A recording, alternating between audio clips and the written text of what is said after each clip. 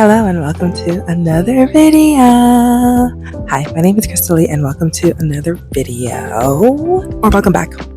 Hi, if you're new here, we do 3 things on this channel. 1, you're currently in. Please stay. Please. And that is What We Reading Wednesdays. On What We Reading Wednesdays, we talk about bookish things out the ass. We overanalyze, we underanalyze. We talk about books that we like, we don't like, we want to read. And today, we're talking about books that we have judged the covers of, but have decided that we want to read. Over the past couple months, I've been in and out of Barnes & Noble stores, taking pictures of books, that covers I just love, but I honestly don't remember what any of these books are about. So obviously, the cover is what attracted me in the first place, and these covers of books nowadays are really taking off. They are literally making a path of judging them by their cover because they're so gorgeous. So we're going to go through a lot of the books, but it's only like 13 that I have put in my phone that I have pictures, random pictures of, because I'm also on a buying ban until I read all the books that I have in my van. By the way, okay, so the 3 things that we do, one of them is a Van Life Friday where I document my life, alternative lifestyle, living in a van, a 91 Chevrolet G20 van named Ben. If you're into that, that's on Fridays. But I have a whole bunch of books in my van that I want to read and then donate, and so because of that, we are on a buying ban. So we can look, we can touch, but we cannot purchase. So we're just going to go to the pictures and then walk around Barnes & Noble as if we're shopping, as if we're going to buy, and look at those books and read what they're about and see if we actually want them on our TBR. So let's go. For every 1 book I finish, I add 5 more to my TBR. There's just so many good books to read.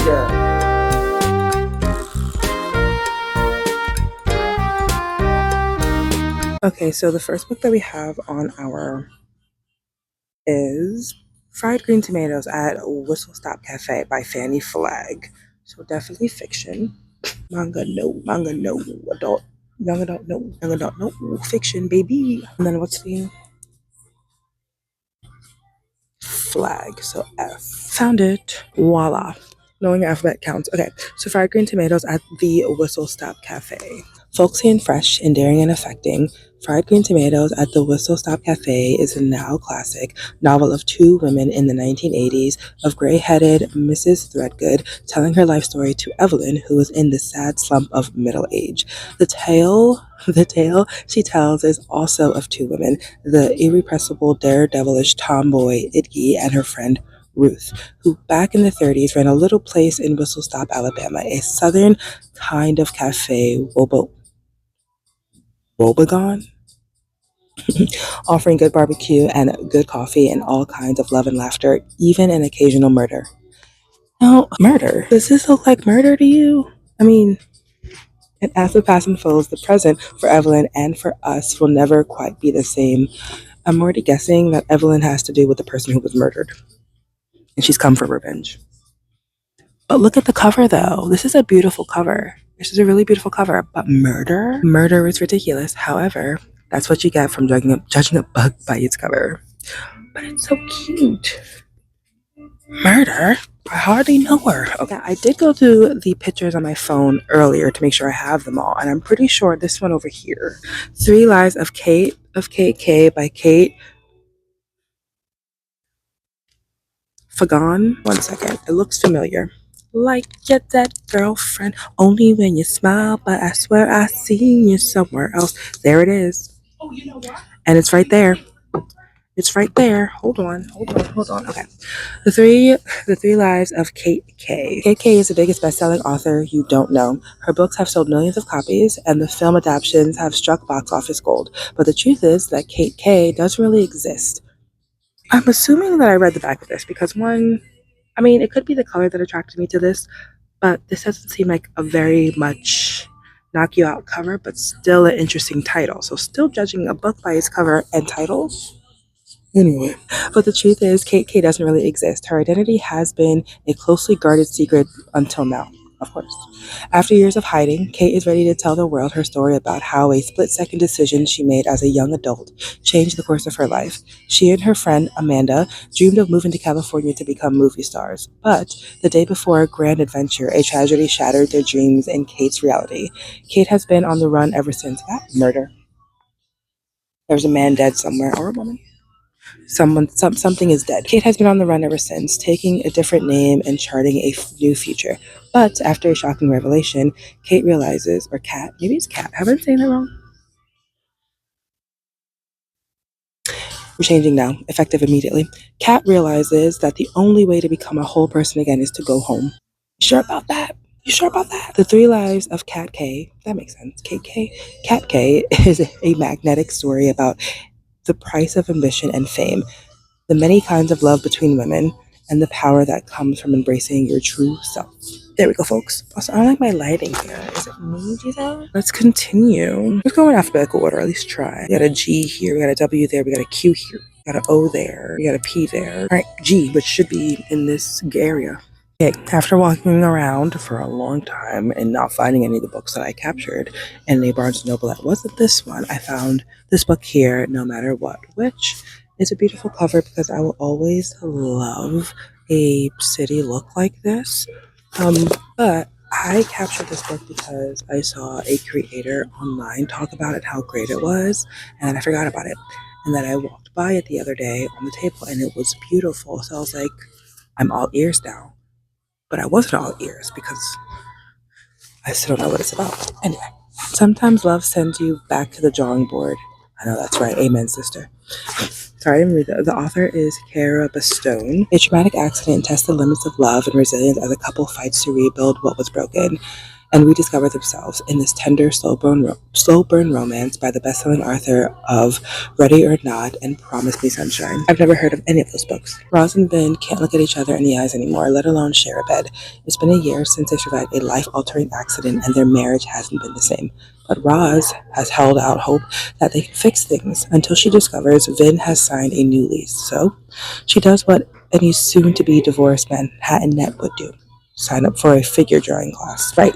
I see no issues, no notes. Between Roz's determined attempts to improve her artistic skills and her adventures with her best friend Rafi, she could almost ignore Vin's impending move-out date and his footsteps in their previously unoccupied guest room.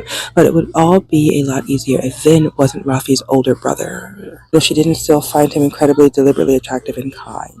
Debilitatingly attractive. Jesus. So kind, in fact, that Vin offers to let Roz draw him. What is she supposed to say?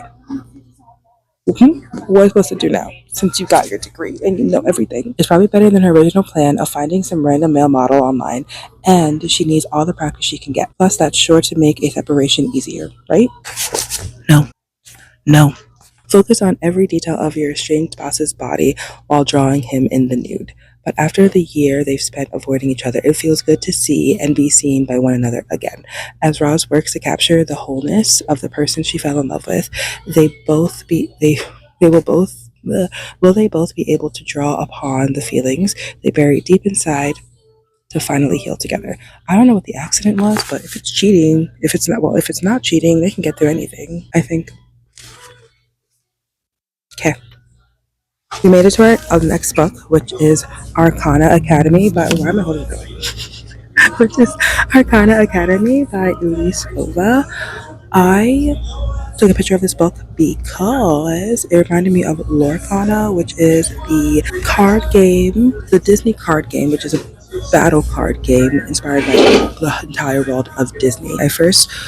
Um, I first heard about it because my friend Ariana, she plays it, but then I also got to learn about it during BlurredCon of 2025, and I bought my own cards and own that, but I haven't got back to it since. But Arcana remind me of Lorcana, and the cover is beautiful because it has a sun and a moon, and it's just gorgeous.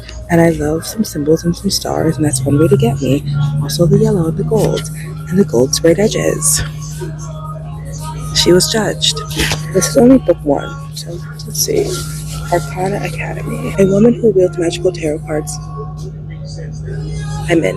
I can't buy it, so I'm out technically, but I'm in when it's time to read this. Lands herself in a false engagement with the headmaster of a mysterious academy in this first installment of the enthralling fantasy romance series from the best-selling author of a deal with the Elf King. Clara Gaysword has survived the underworld of Eclipse City through thievery, luck, and a whole lot of illegal magic.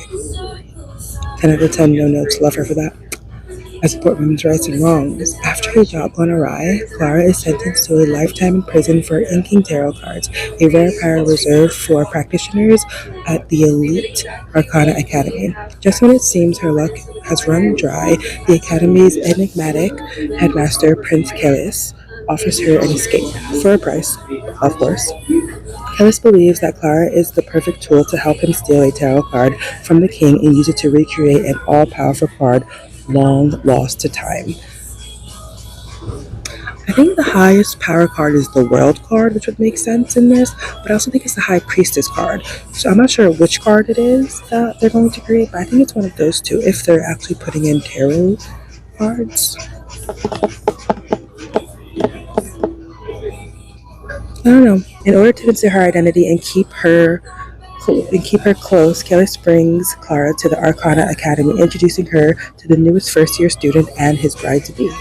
Thrust into a world of arcane magic and royal intrigue, where one misstep will send her back to prison or worse, Clara finds that the prince she swore to hate may not be what he seems.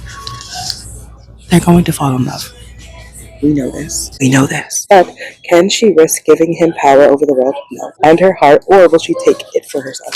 We're keeping in our TBR, and behind that one is actually another book, which I'm not sure if that book initially was in the first place then, because there's more of this one than that one, but who knows. This one, The Astral Library by Kate Quinn. The Astral Library, one, anything with astral, anything will get me. Anything with library, anything will get me.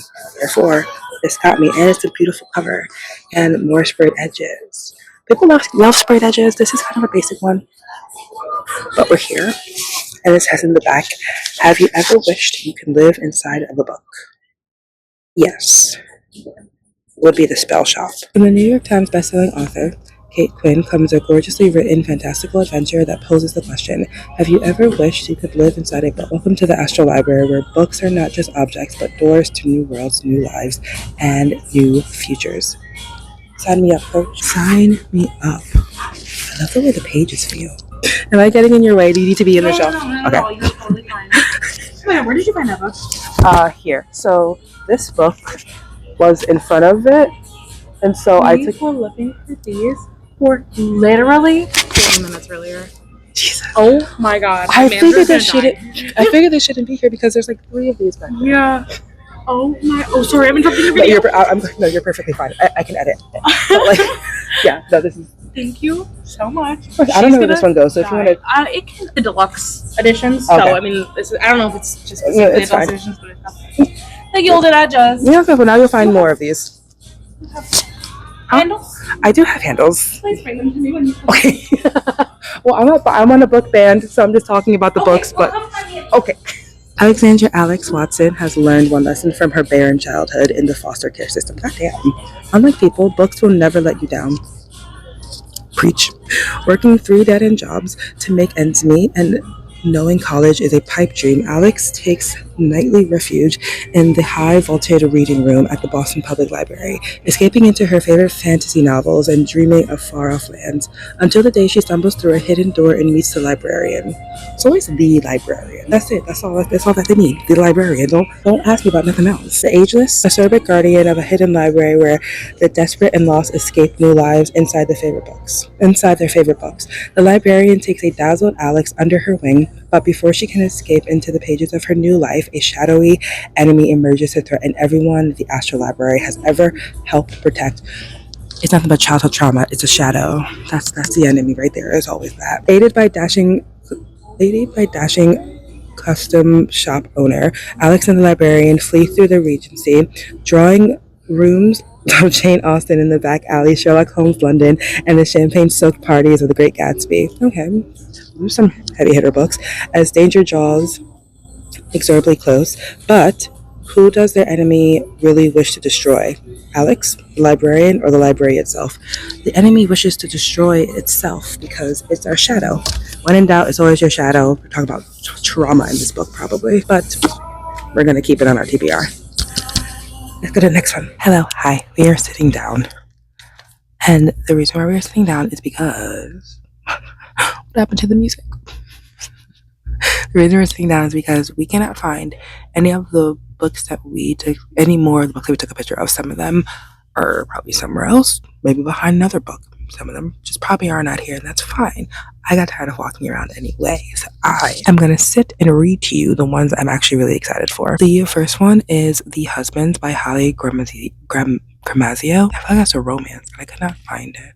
Hold on. The Husbands by Holly Gramazio is a magical realism novel where I'm always finding magical realism, whether I try to or not. Stop looking at my boobs. A novel where single protagonist Lauren discovers her attic produces an infinite supply of husbands. When her current husband goes up the ladder, he disappears in a completely new, altered life, and husband materializes, forcing Lauren to navigate the overwhelming anxiety of endless relationship options. I already think this is a deep dive of how your partner can change over time and how you have to wrestle with the people that they change into and how you can either be with them or be without them, but like in a magical, whimsical way, because we all know in real time, dealing with a person you love changing in real time is tough to deal with when they no longer align to the first person that they were, when they're changing into someone that probably isn't the best, or when they're just in the in between and you have to support them. So I think that is the theme of that already, which I'm still going to read it because that seems like an awesome theme to have in the prose and the plot of this book. The other one is 13 Months Hunted by Jimmy Giuliano. It Comes When You're Alone. Oh, a Y2K era horror novel following Piper, a small town library clerk. Oh my god, it has a librarian. Oh no. They are always in some shit. They just want to sit and read books. She befriends Avery, an isolated 8th grader who avoids technology and is consistently shadowed by her mother. As a malevolent supernatural presence spreads through the town, Piper discovers the terrifying truth behind Avery's dark secret: murder.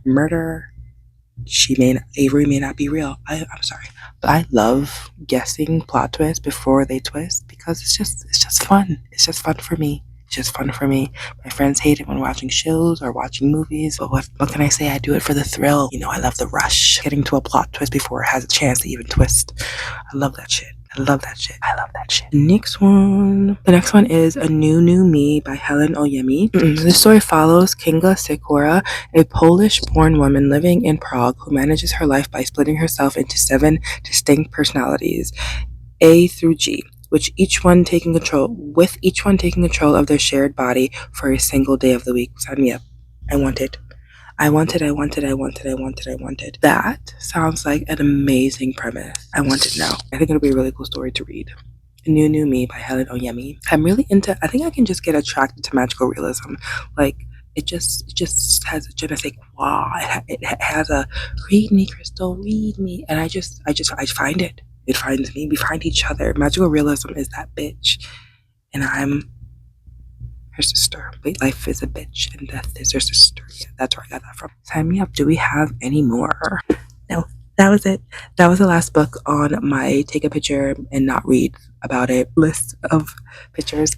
But honestly, judging a book by its cover is only good when it's an actual book, not a person. Remember that.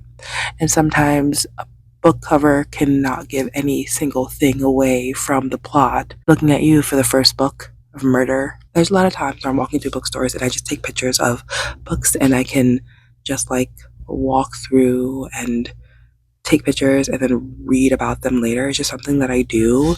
And I like this. So I hope you enjoyed the book list that I had after I judged the book by its cover and some of the premises that we're really excited to read in the future.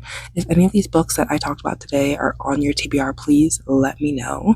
If you are new, please subscribe and stay. If you have judged a book by its cover and you have loved the book, then after, also let me know and put it in the comments down below. I love you. I am grateful for you, and I will see you in the next story. Bye. This is really whispery. Talking in public is hard, but we're here.